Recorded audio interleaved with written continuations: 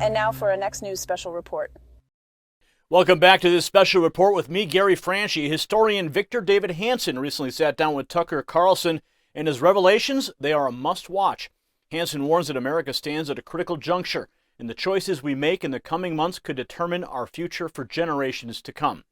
This is not about party politics. This is about the very fabric of our great republic.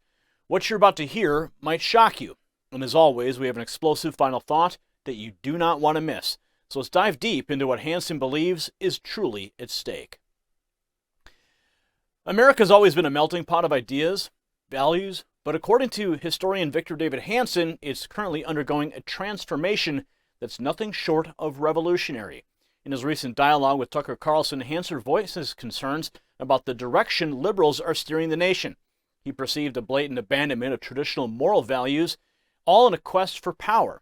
For Hanson, President Trump isn't merely a political figure, but embodies a significant threat to the specific liberal vision, a vision he links to a term called critical legal theory. So what is this critical legal theory that Hanson mentions? In essence, it's the idea that laws, instead of being neutral instruments for justice, are tools of oppression designed by the powerful to maintain their dominance. Liberals, according to Hanson, view Trump as an obstacle to their transformative objectives and thus justify any means to counter him. Hanson described the liberal mindset vividly. Watch.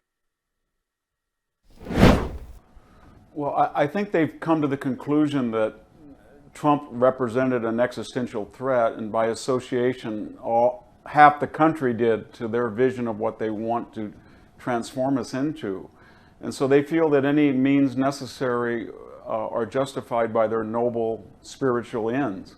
And therefore, they call it critical legal theory. Just essentially, Tucker says, there's rules against stealing only because rich people don't steal, and therefore it's okay to steal.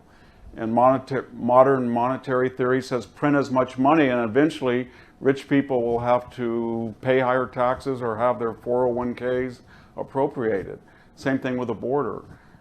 Short term, everybody's mad at the border, but in dark rooms, they're saying to each other, in 10 years, everybody's going to appreciate what we did. We brought in 10 to 15 million new constituents. So, and I guess to put it all together, they feel that they're at a stage now where their agenda does not appeal to 51% of the people, and they either have to bring in new constituencies or change the system, the entire system of which we are acculturated to retain power, and that's what they're willing to do. And there's no such thing anymore as theft or lies or any of these things, because they're just constructs, and they're just anything that's useful to gain power is considered legitimate, and anything that's not useful is illegitimate, and that's how they define morality. And I think we're very naive, Tucker. We don't realize that we're in the middle of a revolution. We think that we're still playing within the same sidelines or parameters, and it's not. Everything's under negotiation, whether it's the Senate filibuster, the Electoral College, new states coming in, the size of the Supreme Court, voting IDs, the genders, the foundational data of the United States, pronoun usage, from the trivial to the existential. We're in the middle of a cultural, economic, political revolution, and I think we're awake. The historian's perspective on the contemporary political climate is stark. He suggests that there's a growing belief among liberals that since their agenda doesn't resonate with over half the population, they need to either bring in new constituencies or overhaul the system entirely. In Hanson's words, they're willing to redefine values, morality, and even facts to achieve their goals. But it's not just about politics. The cultural fabric of our nation is also under threat. Everything from gender definitions to basic societal structures is up for renegotiation. From his analysis, the implications are clear. If this revolutionary momentum is not addressed, the America we know could be irrevocably altered. America's changing foundations mirror the restless nights that many face. The deep sleep we once knew feels distant, akin to conservatives watching shifting national values. To combat sleepless nights, I found Sleep Miracle Plus, recommended by the Sierra Integrative Medical Center. This blend combines chamomile extract, passion flower, valerian root, and melatonin. It naturally promotes relaxation and ensures a deep sleep with its liposome delivery system. As we seek ways to revive our nation's principles, let Sleep Miracle Plus restore your sleep. Visit GetSleepMiracle.com for 50% off on an auto ship and a buy one, get one free deal. Now, returning to Hanson's insights, there's another facet of this evolving scenario. He calls upon conservatives to make a concerted effort to resist what he terms the progressive Jacobin agenda. And he's not just talking about abstracts. He suggests directly confronting companies like Target and Disney for their progressive stance and challenging the trigender movement. But what's the solution? The upcoming elections, especially that of 2024, present an opportunity. A return to normalcy, in Hanson's words, might just hinge on that election. Here's what he had to say. But right now, I think there's one last effort on the part of conservatives. They're going to say, you know what, we're going to speak up as we've never spoken up before. We're going to go after Target. We're going to go after Disney.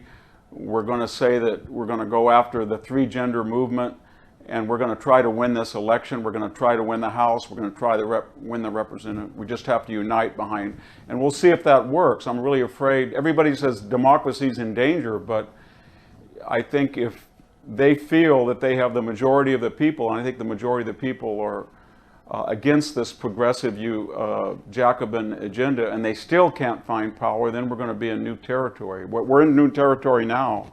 And so there are legitimate efforts to rectify and stop this madness, and let's see what happens in 2024. But I don't think it works anymore just to migrate to a red state or to drop out of the popular culture. You've got to get control of the political apparatus of the country through elections. And your worry is legitimate. If you can't do it through fair elections, then what do you do? So I think this election, I know everybody says that each election is paramount, but this one is very important because we're in the middle of a revolution, and it's our only avenue to a counter-revolution to return to normality. It's going to be a very explosive.